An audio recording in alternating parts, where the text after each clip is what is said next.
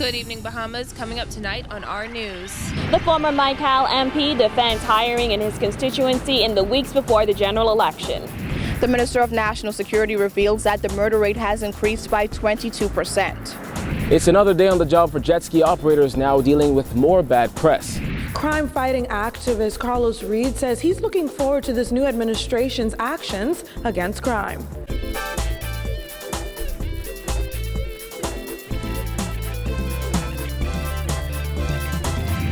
Our news is brought to you by Alive, the nation's newest and best LTE network.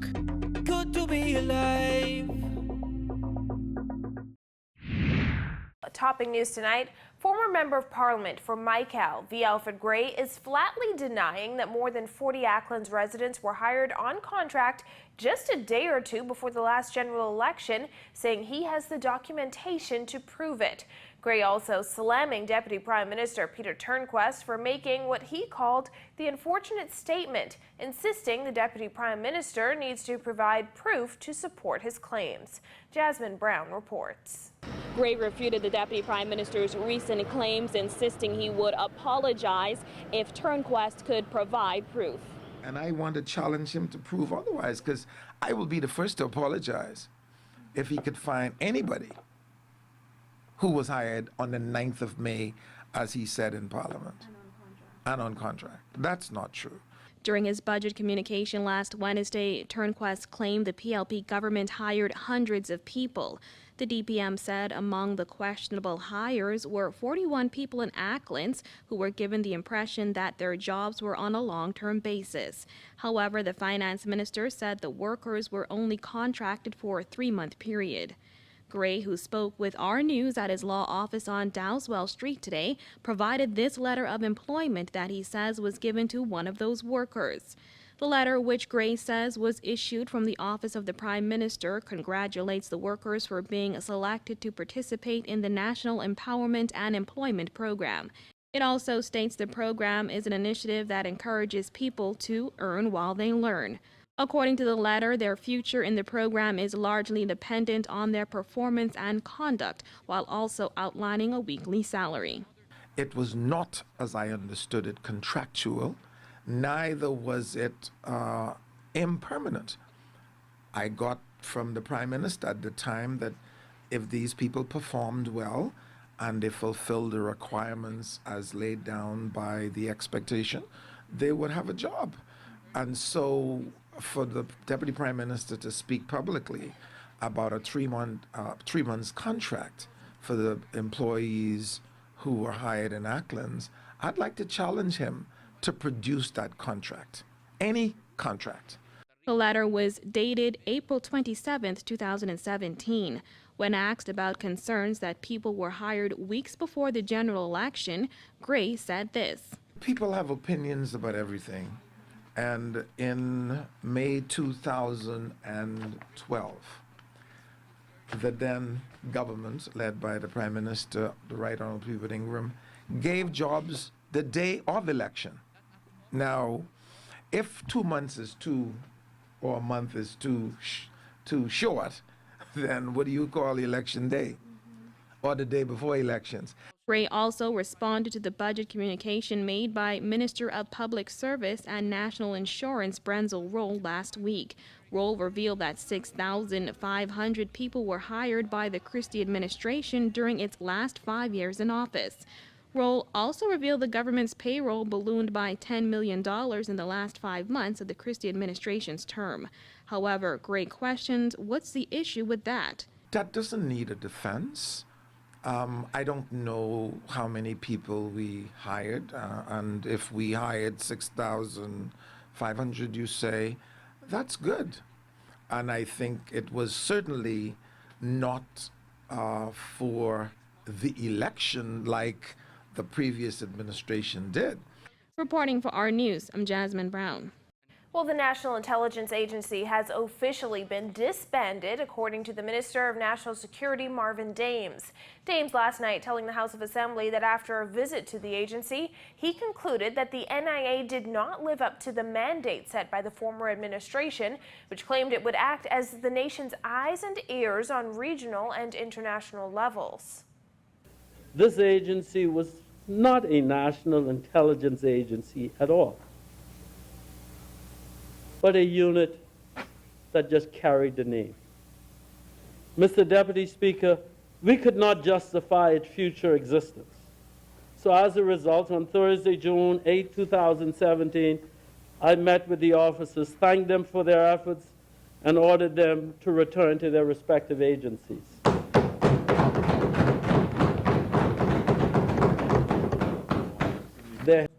Since the NIA's inception, the agency has been operating without a legal framework, resulting in heavy backlash from the former Free National Movement opposition.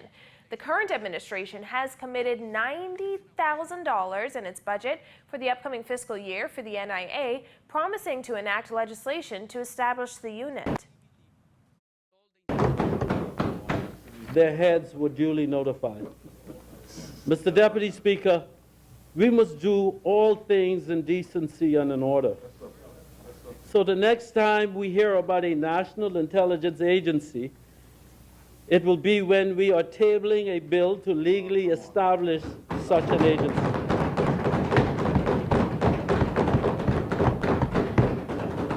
In the interim, Mr. Deputy Speaker, rule of law. Each agency will be responsible for collecting their own intelligence, as they have been doing. Dame says there was no way for the NIA to be effective because it was isolated from the law enforcement community. He revealed that some of the other law enforcement agencies were not even aware of the NIA's purpose.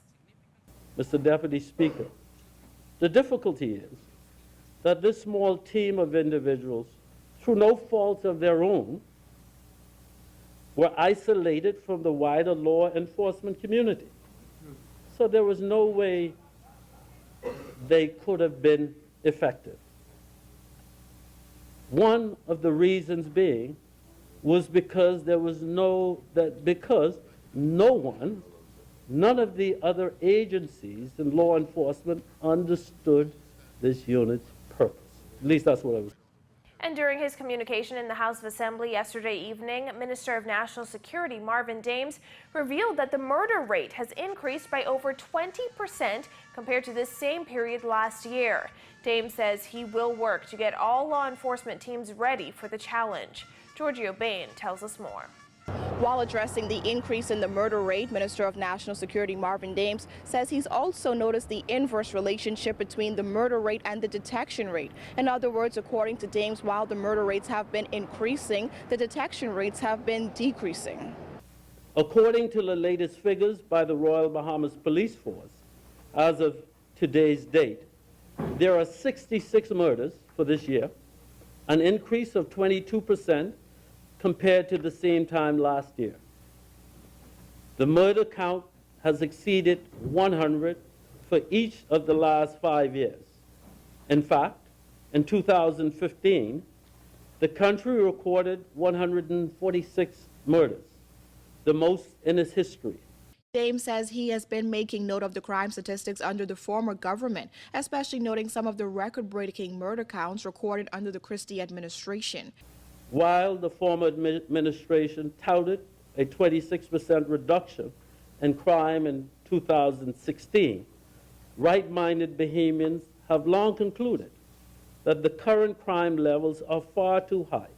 While Dames commends the efforts of law enforcement, he said it is not difficult for criminals to find illegal weapons and commit crimes. He added that even though the resources are scarce, the country cannot afford to conduct business as usual. During 2010 to 2015, 78% of murder victims died as a result of gunshot wounds. The researchers also found that there were 906 shooting incidents during the same period that did not result in death. Mr. Deputy Speaker, findings also indicated that 2,566 firearms were taken off our streets during that time period. In fact, 160 firearms and 4,154 rounds of ammunition have already been seized thus far for this year. Dames also referred to a meeting he had last week with the Commissioner of Police, Ellison Greenslade, and his senior team to formulate short-term crime-fighting strategies. Dames said he was informed that with immediate effect, the Royal Bahamas Police Force will introduce a strategy-driven patrol initiative where it will introduce and utilize existing and new technology to identify crime trends and shifting patterns on a sustained basis to direct its patrols. Reporting for Our News, I'm Giorgio Bain. In other news, a jet ski operator is in police custody and is said to be assisting authorities with their investigation into the alleged sexual assault on a tourist on Monday. This as some jet ski operators are concerned about the spotlight being placed on the industry and the impact it could have on their livelihoods. Kyle Joaquin reports. If you were to come out here to Goodman's Bay on any given day, you'd see jet skis lined off, operators ready to make an honest day's pay. But it's the bad rep they've been getting as of recent that has a lot of them very disappointed. I'm ashamed of that, those type of stuff happening, because you know that's a downfall for the tourism industry and for our jet ski business. We don't need that type of publicity on us. He's out every morning bright and early doing what he does best. But after decades in the business, local water sports operator Pedro Bannister says he's disappointed and embarrassed that reports of sexual assaults on tourists are still being made against jet ski operators. If you break the law and you're born with our good tourists would come in here, you're doing foolishness. You can't be. And I don't understand how all of these different people get in that particular area where the tourist is, because you have police officers, you have defense force officers, you have port authority officers. I don't understand how this happened. According to police, a Canadian woman alleges that she was sexually assaulted by a jet ski operator on a key off Paradise Island after he took her on a ride from Cabbage Beach. The issue has once again thrust the industry into the spotlight after repeated warnings sent out by the U.S. Embassy to its visitors year after year. Bannister said it looks bad, but the problem starts with those operators who allow unlicensed riders to use their jet skis. This type of stuff does not happen in Cable Beach, maybe because every hour there's a police car that comes right into this area, and they always come out and check and see what's happening. Now, I don't know how that happened over there. Just yesterday, while making his contribution to the budget debate in the House of Assembly, Transport Minister Frankie Campbell said the jet ski industry remains a concern for the Port Department. Some of the key elements that must be addressed are overcrowding of jet skis at rotation points, violation of the rotation points, behavioral violations of jet ski operators with tourists amongst themselves and with other vendors on the beaches. However, issues with some of these jet ski operators didn't stop there.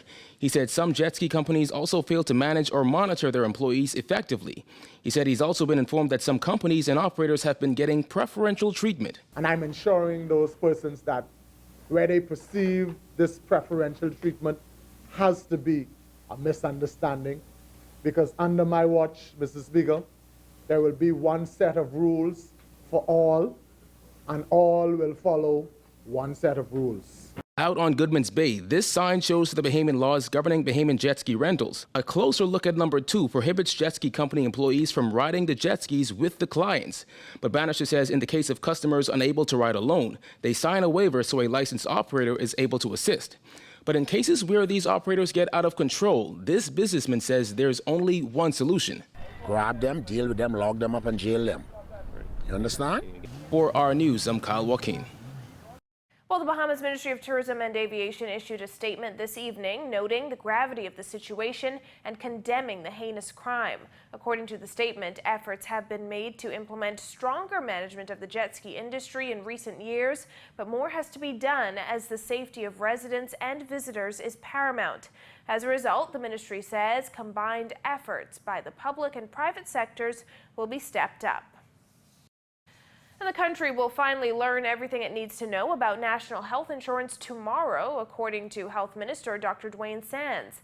The minister is set to give his contribution to the budget debate tomorrow morning in the House of Assembly and says everything from costs to exactly what the government plans on doing with the program will be addressed. If we are on schedule, I will make a contribution on health. I promise you, we are going to address NHI as comprehensively as you could possibly want. And so I don't want to preempt my comments for tomorrow, but I promise you and the Bahamian people I will give a full account of where we are with NHI. Still to come on our news, why the former agriculture minister says government's BAMSI budget allocation doesn't surprise him, and what you should know about a recent pink eye outbreak. That's coming up when our news returns.